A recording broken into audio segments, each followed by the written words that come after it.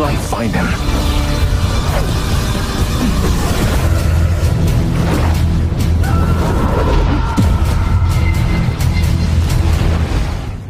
There are reasons each of us are born. We have to find those reasons.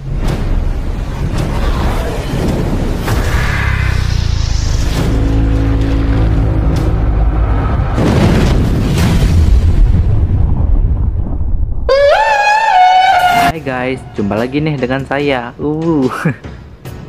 Kali ini gue mau ceritain alur film yang berjudul The Last Airbender yang dirilis tahun 2010. Wah, lama juga ya ternyata. Film ini disutradarai oleh M. Night Shyamalan dan mendapatkan rating 4 doang nih dari IMDb. Film yang menceritakan tentang perjalanan sesosok pengendali yang ahli dalam mengendalikan semua elemen di kehidupan manusia yang sebelumnya hilang selama 100 tahun lamanya. Sosok itu dikenal sebagai avatar yang selalu bereinkarnasi untuk menjaga perdamaian manusia di bumi. Di film ini diceritakan bahwa avatar yang terakhir bereinkarnasi itu terlahir di sebuah desa pengendali udara. Namun saat dirinya akan dilantik sebagai avatar, dirinya yang marah lalu kabur dan hilang secara misterius.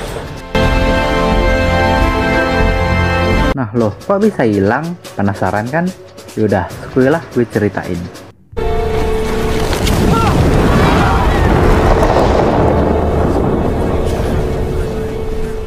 Scene diawali oleh bayangan seseorang yang mampu mengendalikan berbagai elemen utama di bumi, yaitu angin, air, api, dan tanah.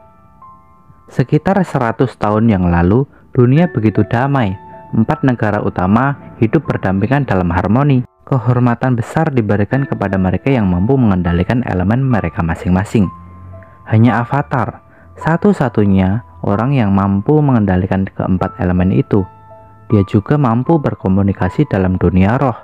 Dan dengan bantuannya pula, dia diberi tugas untuk menjaga keseimbangan bumi. Tapi gak tahu kenapa, tahu-tahu hilang aja.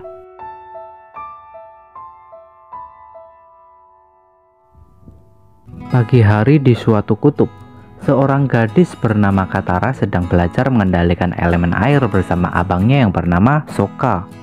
Saat mereka lagi berburu, gak sengaja mereka ngelihat sebuah cahaya di bawah es. Sokka pun mencoba memecahkan permukaan es.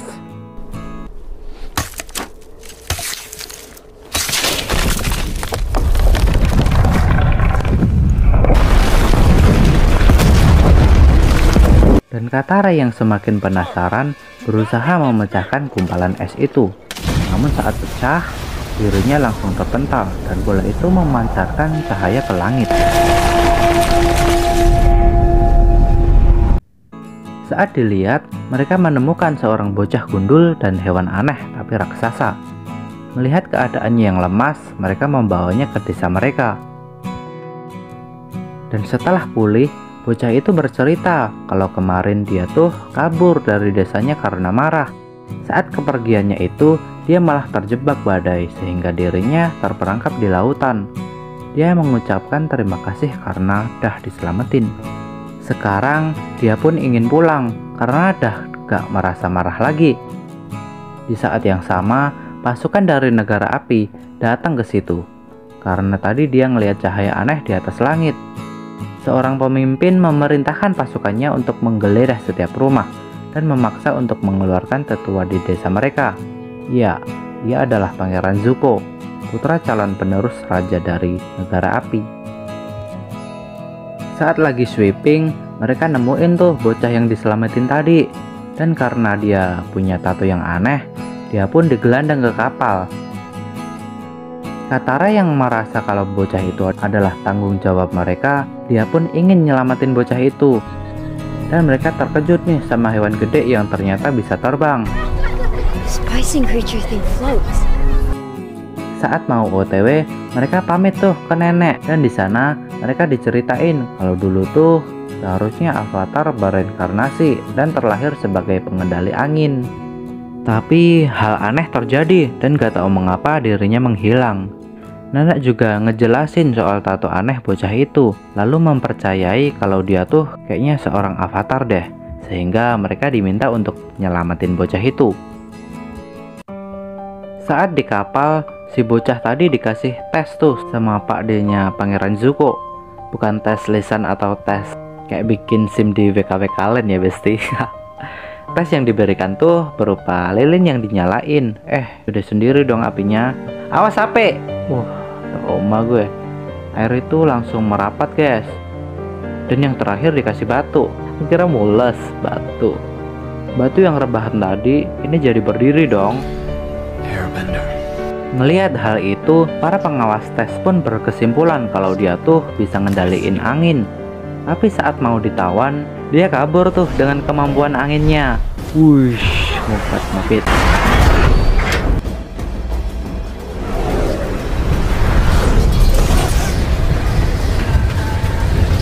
Pas di luar, dia ngeliat tuh hewan peliharaannya terbang di atasnya, yang ternyata dinaikin sama Katara dan Sokka. Lalu mereka pun pergi ke desa bocah itu.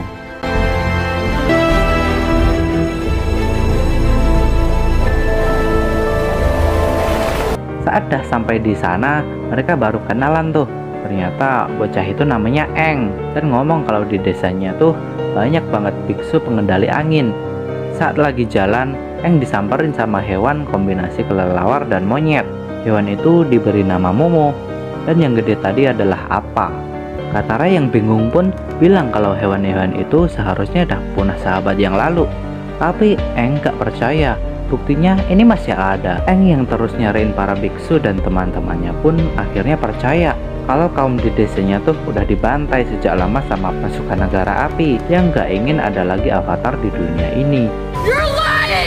Langsung saat itu juga Aang pun marah. Tato dan matanya menyala tuh, dan karena gak bisa nanangin emosinya, dia pun masuk ke dalam dunia roh. Di sana dia ketemu sama roh naga dan ditanyain, "Lungunya di wae rasah Bali." Dan Aang pun langsung sadar karena mendengar suara Katara yang mengatakan kalau mereka bakalan nemenin Aang. Di sisi lain, Zuko lagi dipermaluin sama Komandan Xiao yang ngomong ke para prajurit kalau Zuko tuh anak lanang yang lemah, dan untuk membuktikan kalau dia pantas jadi penerus ayahnya, maka dia harus bawa balik oleh-oleh berupa seorang avatar. Zuko baper dong dan bilang kalau saat dia dah berhasil menjadi raja, maka Komandan Zhao akan dicubit dan akan dibuat pasrah di bawah kepemimpinannya. Saat Aang berada di desa tanah, dia disamperin sama anak yang meminta perlindungannya karena lagi dikejar sama pasukan api. Di sana, para pengendali tanah gak dibolehin hidup bebas, sementara orang yang bukan pengendali dibebas liarkan. Aang yang tahu pun ngasih semangat ke mereka buat gak lemah.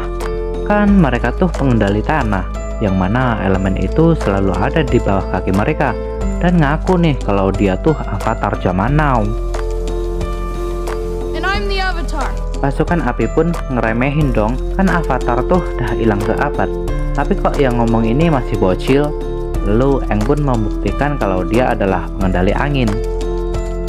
Para ahli pertanahan pun bangkit dong dan semangat nih buat ngelawan balik pasukan api.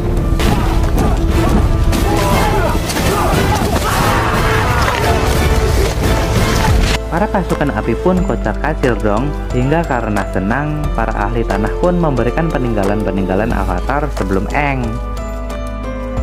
Setelah hilangnya avatar terakhir, para pengendali tanah dijajah oleh pasukan api. Lalu Sokka pun berpikir untuk membebaskan mereka. Tapi sayang banget nih, ternyata si Aang ini belum bisa ngendalain elemen lain selain angin. Sokka pun berniat untuk berusaha mencarikan trainer untuknya. Dan karena elemen itu harus berurutan, elemen airlah yang harus Aang pelajari. Saat OTW pula, Aang nyicil belajar mengendalikan air dengan mencontek dari gulungan tutorial mengendalikan air yang didapat di desa tanah. Tapi gak bisa fokus tuh.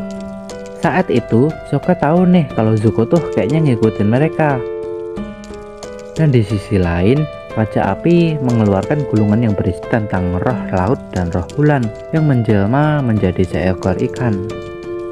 Informasi ini bisa dipakai buat melemahkan pasukan air utara, dan mereka pun mengirimkan pasukan untuk menjebak avatar. Di malam harinya, Zuko dan Pak D-nya udah sampai tuh di sebuah desa Bumi Utara. Mereka juga udah siap buat nangkep Aang. Aang yang terus berlatih bersama Katara merasa butuh healing nih. Terus dia pergi sendirian ke kuil angin utara yang deket dari lokasi latihannya. Di sana dia ketemu nih sama biksu pengendali tanah yang menjaga kuil itu. Dia ngajakin tuh Aang buat ngeliat para patung reinkarnasi avatar sebelum Aang selama ratusan tahun yang lalu. Ternyata biksu itu menjebak Aang tuh karena dia merasa miskin karena ulah avatar Aang yang hilang selama ratusan tahun sehingga dia punya banyak cicilan.